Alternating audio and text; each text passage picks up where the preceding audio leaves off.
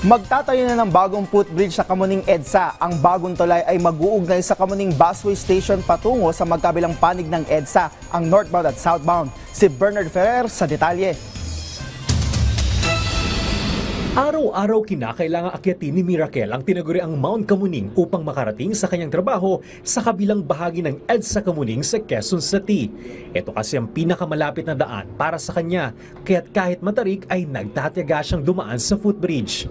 Sobrang hassle po, lalo po ngayon na may period po ako, so sobrang challenging po talaga umakyat sa ganito kataas. Nakakapagod po, tsaka sobrang init din po. Ngunit masasabi na hindi para sa lahat ang pag-akyat dito, lalo na para sa mga kabilang sa vulnerable sector. Sa taas na siyam na metro, challenge is real ang pag-akyat sa Mount Kamuning.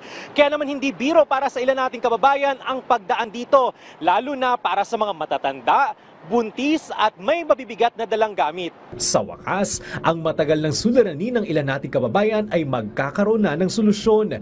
Magtatayo kasi ng bagong footbridge alinsunod sa direktiba ni Pangulong Ferdinand R. Marcos Jr. pang masiguro ang mas maginhawa, ligtas at inklusibong daan para sa publiko. Ang bagong footbridge ay mag-uugnay sa Kamuning Busway Station patungo sa magkabilang panig ng EDSA northbound at southbound. Magkakaroon ito ng dalawang elevator at dalawang manlift o wheelchair lifter na mahalaga para sa komportableng pag-access ng lahat, kabilang ang mga persons with disabilities at senior citizens. Hindi na siya matarik. No? At sabi nga nung ating mga designers, fully compliant siya sa mobility and accessibility standards.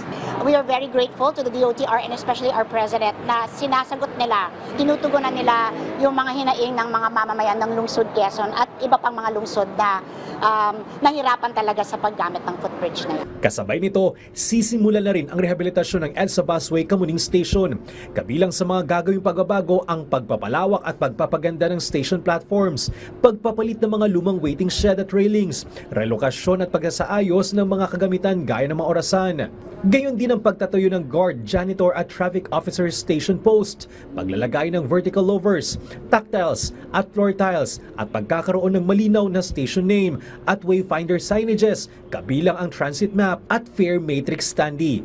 Ang dalawang proyekto ay nagkakalaga ng 89 million pesos kung saan halos 54 million pesos ang nilaan para sa bagong footbridge at mahigit 33 million pesos para sa rehabilitasyon ng busway at sa iba pang gastusin. Inaasahang matatapos ang konstruksyon sa Desyembre ngayong taon. Tiniyak naman ng DOTR na mananatiling maayos ang operasyon ng busway habang isinasagawa ang mga proyekto. Bernard Ferrer para sa Pambansang TV sa Bagong Pilipinas.